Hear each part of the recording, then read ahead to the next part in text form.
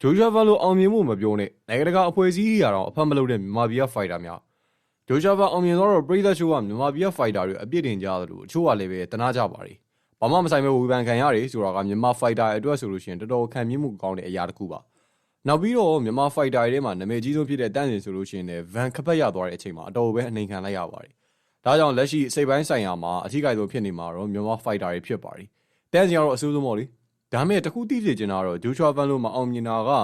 မြန်မာဖိုက်တာတွေရဲ့အပြစ်မဟုတ်ဗျခမြောက်သည့်အတိုင်းပဲလေရေကန်မြေကန်အနေထားအကြောင်းလို့မြန်မာဖိုက်တာတွေအတွက်ကကြတော့ဝမ်ချန်ပီယံရှစ်ရတာအမြင့်ဆုံးတက်လန်းနိုင်မယ့်နေရာတစ်ခုလိုမျိုးဖြစ်နေတာ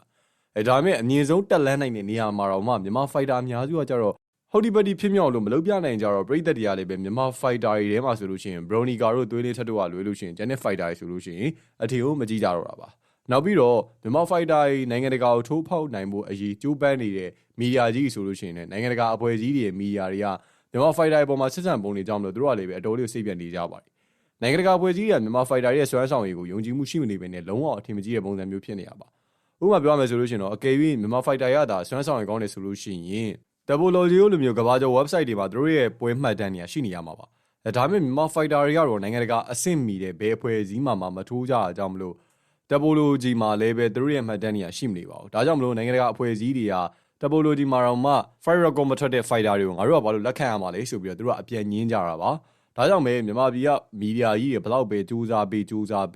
မြန်မာပြည်ရင်းက fighter တွေအနေနဲ့လက်ရှိမှာပြည်ပအထိထိုးဖောက်ဖို့ဘလို့မှမဖြစ်နိုင်သေးပါဘူး။နောက်ပြီးတော့မီဒီယာတာဝန်ရှိသူတွေကမြန်မာ fighter တွေထိုးတဲ့ပွဲတွေကိုပြရတော့မှနိုင်ငံတကာအဖွဲ့အစည်းတွေကမြုံကြတာပါ။ဒီတော့မြန်မာ fighter တွေအတွက်နိုင်ငံတကာအထိထိုးဖောက်နိုင်မဲ့အခွင့်အလမ်းအမှားတွေပဲပြီးဆုံးသွားပြီလို့ပြောလို့ရပါတယ်။ဒါကြောင့်မလို့လက်ရှိအချိန်ဒီမှာဆိုလို့ရှိရင်မြန်မာ fighter တွေအတွက်အမြင့်ဆုံးမျှော်မှန်းနိုင်တဲ့နေရာကတော့ဝမ်ချန်ပီယံရှစ်ပဲဖြစ်ပါရီ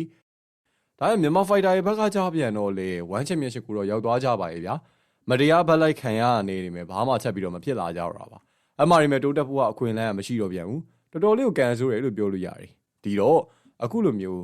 ကန်တရားရည်နဲ့မြန်မာဖိုက်တာတွေကိုအပြစ်မမြင်မင်းနဲ့အားပေးခြင်းနဲ့သာဝင်းရံပေးကြပါခင်ဗျာ